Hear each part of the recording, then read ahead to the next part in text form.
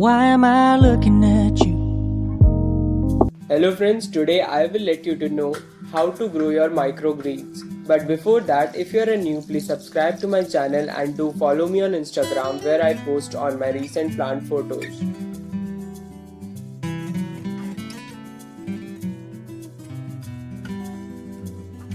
In this further video, I will let you to know how to grow your microgreens very easily at home. A complete guide for a beginner to grow your microgreens at home. Microgreens are very easy to grow at home and they doesn't require any professional technique to grow them at home.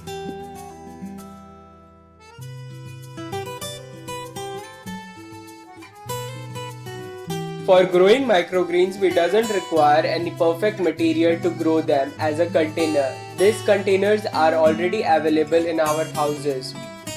Here I am taking a plastic container which I have drilled some hole to drain out the excess water. These containers are the use and throw containers which comes in our grocery materials. The cover of this container would act like a tray underneath this container so that the excess water which flow down can be collected in this tray and will not mess up. For growing microgreens, I am taking two types of microgreens which I will grow. This one is the mustard seed which will grow as a microgreen, and this one are the fenugreek or the methi. This methi has been soaked overnight. Soaked fenugreek will help the seeds to get germinate at a faster rate compared to the dried ones. The potting mix for the microgreens to grow must be a light and well drained so that we can move around them, and the water must pass through them so that the seeds can germinate at a faster rate. For microgreens, the waterlogged situation should not happen as it might rot the seeds and finally lead to the germination problem. Now I am covering this soil potting mix into the tray. Tapping is very essential so that it will help the roots to get penetrated and will prevent the root rotting or any fungus problem.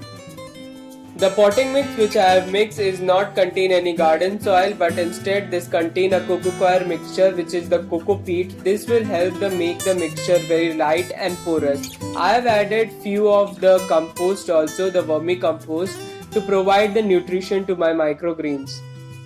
The cocoa peat which I have added in the mixture in a good amount will help my mixture to get the moist all the time, and this will prevent my overwatering situation and regular watering too.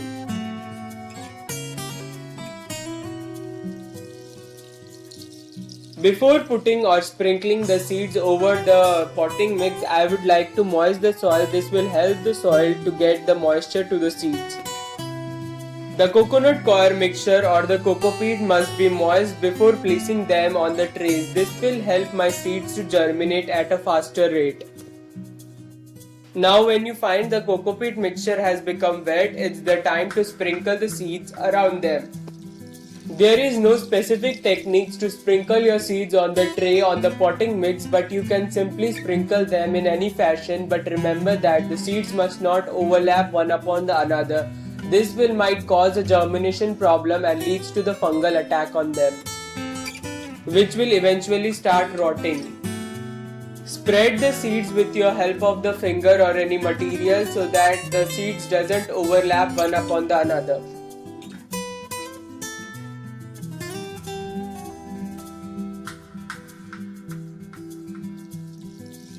To make the settlement of the seeds, I am just tapping there, and you can see that the seeds are evenly spread on all corners. Now I am adding a little bit of layer of a cocoa peat mixture on the seeds. This will help to retain the moisture on them and helps in germinating seeds faster.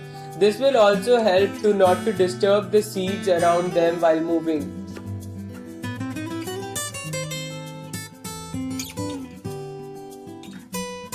For the very first day, you should moist the seeds very properly until you find the water comes out from the bottom. This will help the water to get at the full of the bottom and prevent overwatering. After that, you can add water as per requirement of this cocoa peat mixture. Now it's time to add the rye or the mustard seeds on this tray. Similarly, like the fenugreek seeds, spread these mustard seeds also on the cocoa peat mixture. And after that, cover a pinch of mixture of cocoa peat so that the seeds can't be disturbed while moving them.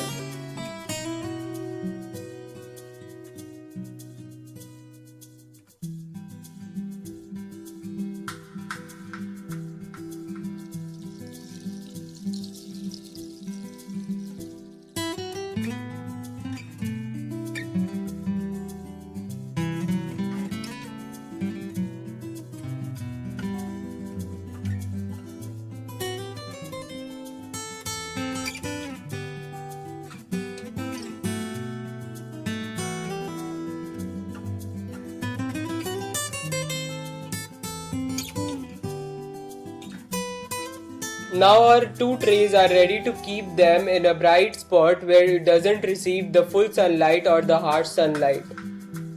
I have kept this tray just beside the window slit where it receives the partial or the filtered light but not the dark or the harsh sunlight. Harsh sunlight might prevent the germination. These are the results after the 3 days of germination. The mustard seeds are growing well and faster as compared to the fenugreek seeds.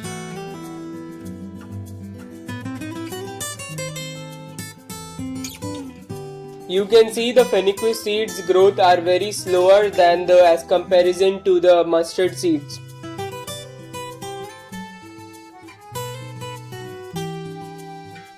The result on the germination after the 4 days.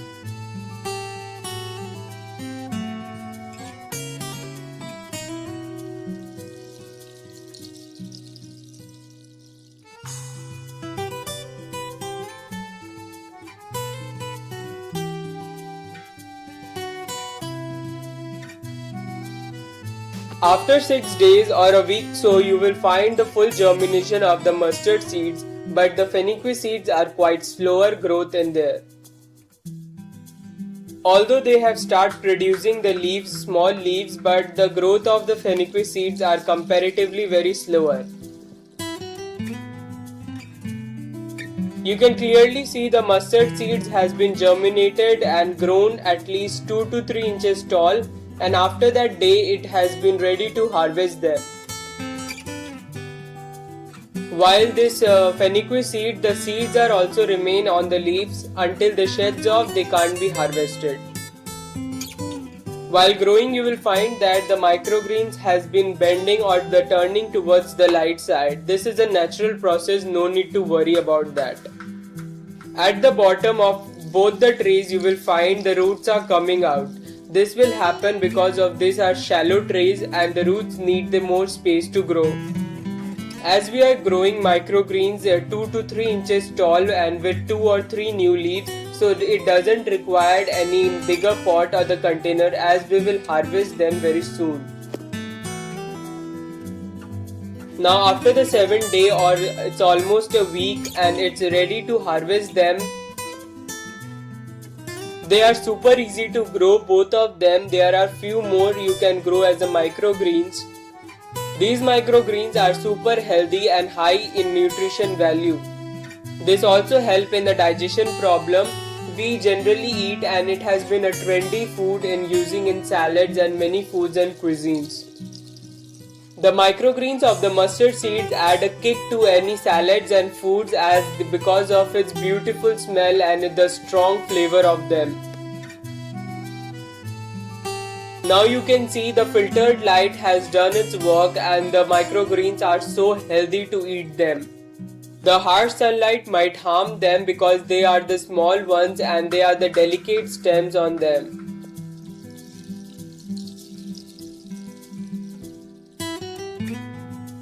We will take a sharp knife or scissors to cut them. We will have them in a bunches or a form. We will not cut them in a fully way.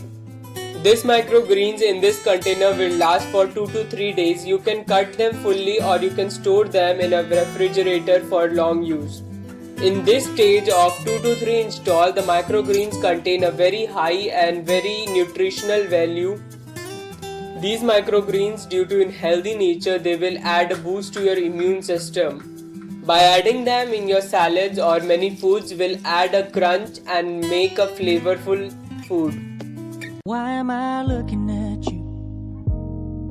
You're a picture in a frame. I make believe you're next to me, but I know it's not the same. That's all for today, guys, and a complete guide how to grow your microgreens at home for the beginners. I will be very soon back tomorrow with an amazing video. If you like this video, please give a thumbs up and subscribe to my channel if you are new. Make believe you're next to me, but I know it's not the same. Why am I looking at you?